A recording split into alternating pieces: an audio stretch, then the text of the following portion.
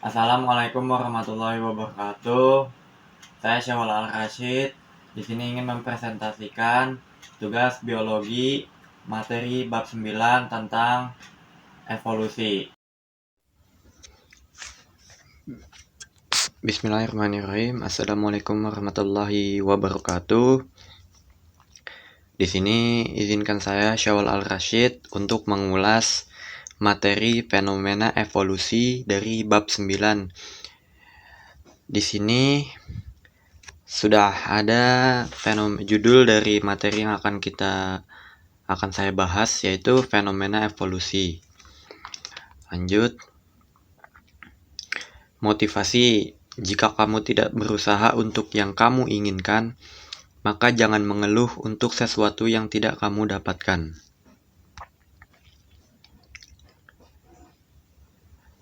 Oke, yang pertama, evolusi. Apa itu sebenarnya evolusi?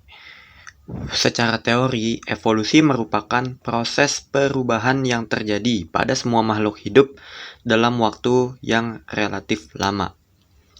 Evolusi sulit atau bahkan tidak bisa diamati karena terjadi dalam waktu yang sangat-sangat amat panjang. Jadi, mengapa evolusi tidak bisa diamati itu dikarenakan evolusi memerlukan waktu yang sangat-sangat panjang, bahkan bisa ratusan juta tahun untuk bisa menjadi makhluk atau hewan ataupun buah-buahan, tanaman yang seperti sekarang ini. Lanjut. Teori evolusi. Di sini ada beberapa teori evolusi, namun yang akan saya bahas dan ulas adalah beberapa teori evolusi yang paling relevan dan paling banyak diperbincangkan. Yang pertama ada teori evolusi dari Lamarck. Evolusi menurut Lamarck, ia mengemukakan bahwa makhluk hidup berevolusi sebagai respon terhadap lingkungannya. Dimaksudkan bahwa makhluk berevolusi dari satu bentuk ke bentuk yang lainnya. Hal ini dibuktikan dengan penemuan fosil makhluk hidup di masa lampau yang berbeda jauh dengan di masa kini. Jadi secara singkat, teori evolusi menurut Lamarck bahwa dari satu jenis makhluk itu bisa berubah menjadi bentuk tubuh hewan yang berbeda. Hal ini dibuktikan menurut ia karena ditemukannya fosil hewan di masa lalu itu berbeda jauh dengan hewan di masa sekarang. Jadi evolusi menurut Lamarck ini ia lebih menekankan satu poin yaitu bahwa makhluk hidup itu dia awalnya memiliki bentuk yang satu, namun seiring berjalannya lingkungan, seiring berjalannya waktu, makhluk tersebut menyesuaikan dengan lingkungannya dan sehingga berubahlah bentuk tubuh ataupun bentuk fisiknya. Teori evolusi Darwin. Teori yang kedua adalah teori menurut Darwin. Perubahan yang terjadi pada suatu organisme disebabkan oleh seleksi alam. Survival of the fittest, artinya yang kuatlah yang bisa bertahan. Struggle for existence, artinya yang hidup hanyalah yang berjuang. Inti dari teori Darwin ini, ia berbeda dengan teori Lamarck tentang evolusi sebelumnya. Darwin lebih menekankan pada bahwa makhluk hidup itu awalnya diciptakan dengan berbagai macam ukuran dan berbagai macam spesies. Namun, hanya yang terkuatlah yang bisa bertahan. Sedangkan spesies yang lemah itu akan mati karena tidak bisa bertahan dengan lingkungannya. Sedangkan yang bisa bertahan dengan lingkungannya, ia akan bisa bertahan dan terus bertahan hidup. Berbeda dengan teori Lamarck, yaitu makhluk hiduplah yang menyesuaikan dengan lingkungannya, sedangkan Darwin adalah sebaliknya. Justru lingkunganlah yang menyesuaikan dengan si hewan tersebut. Yang ketiga adalah teori Cuvier. Setiap spesies tercipta secara utuh. Anak seorang atlet tidak mungkin terlahir dengan otot yang kuat tanpa latihan. Namun ada kemungkinan faktor genetika. Teori Cuvier ini ia sedikit mirip dengan teori dari Lamarck. Teori Weismann, evolusi terjadi karena seleksi alam terhadap faktor genetik. Kalau teori Weismann ini, ia sama atau mendekati dengan teori Darwin sebelumnya. Teori Herbert Spencer berkaitan dengan suatu perkembangan ciri atau sifat dari waktu ke waktu melalui perubahan yang bertingkat, namun tidak berkaitan dengan kajian biologi. Di poin pertama pada teori Herbert, ia menekankan bahwa teorinya ini sama atau bahkan mendekati dengan teori Lamarck yang sebelumnya, namun ia tidak berkaitan dengan kajian biologi. Kesimpulan dari teorinya adalah teori Darwin dan Lamarck itu menyatakan bahwa evolusi terjadi berangsur-angsur dari satu generasi ke generasi selanjutnya.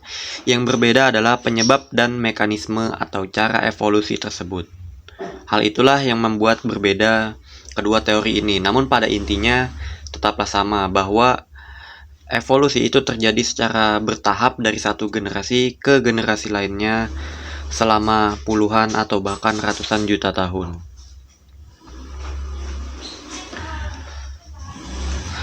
Teori Darwin dan teori Lamarck itu dijelaskan menurut contoh evolusi yang paling sering terjadi dan dijelaskan di kehidupan, yaitu tentang teori leher jerapah.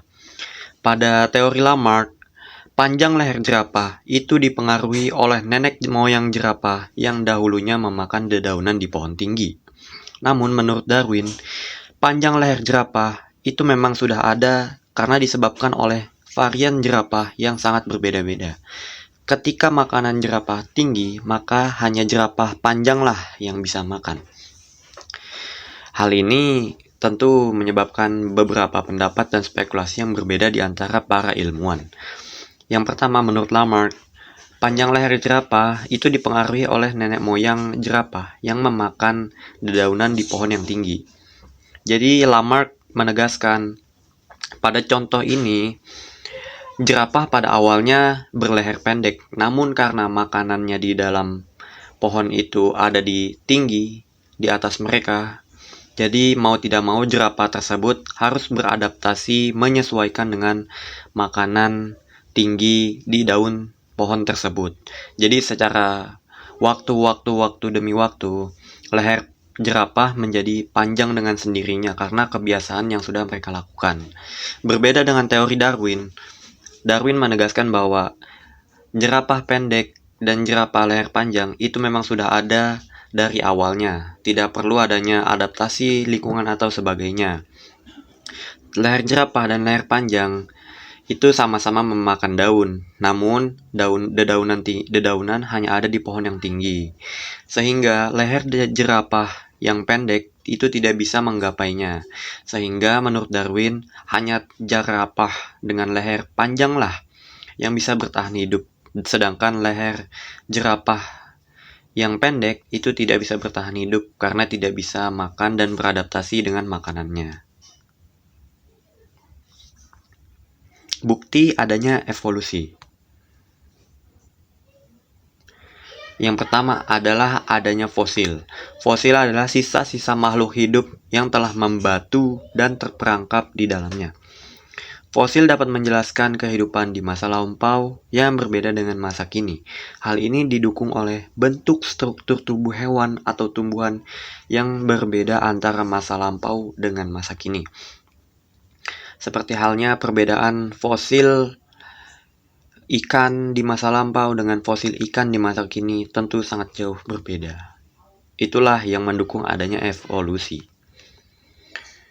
Yang kedua adalah variasi individu dalam satu keturunan. Individu dalam satu spesies memiliki varian. Hal ini dipengaruhi oleh tanah, lingkungan, suhu, dan makanan. Seleksi terhadap varian hewan dan tumbuhan menghasilkan banyak varian yang jauh beda dengan nenek moyang. Hal ini mungkin juga menjadi penjelasan tentang mengapa manusia di zaman ini memiliki warna kulit dan postur tubuh yang berbeda, yaitu dikarenakan adanya penyesuaian manusia dengan makhluk hidup dan juga lingkungan di sekitarnya supaya bisa tetap hidup.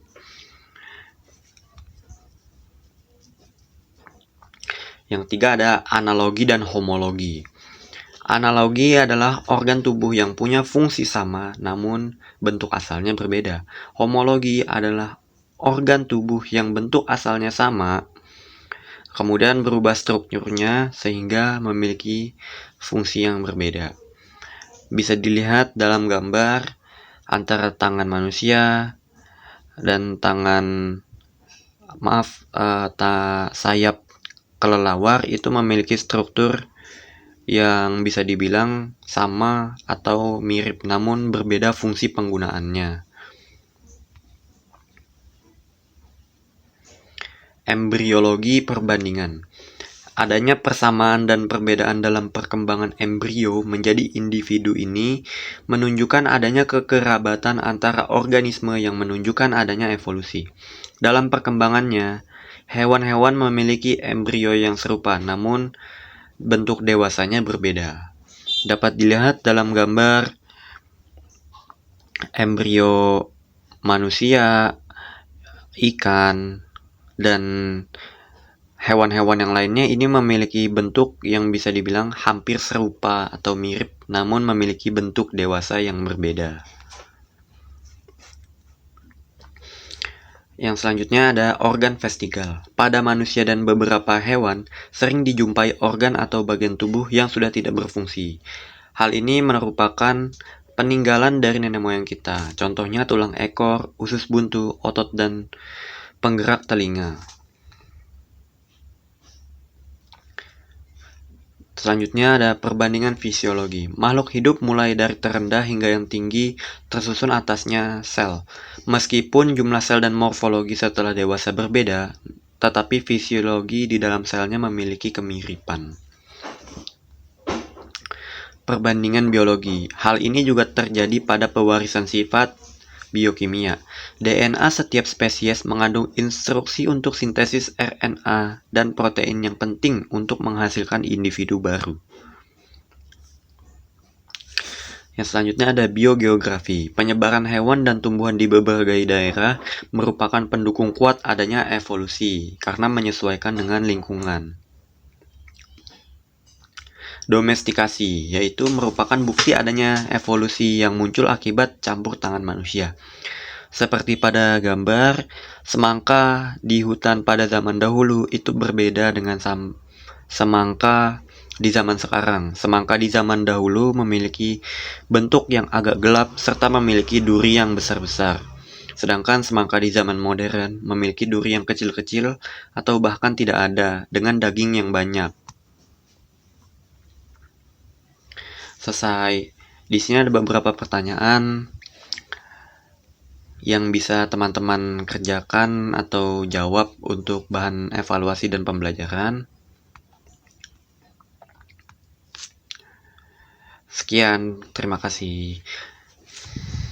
Sekian, terima kasih presentasi dari saya.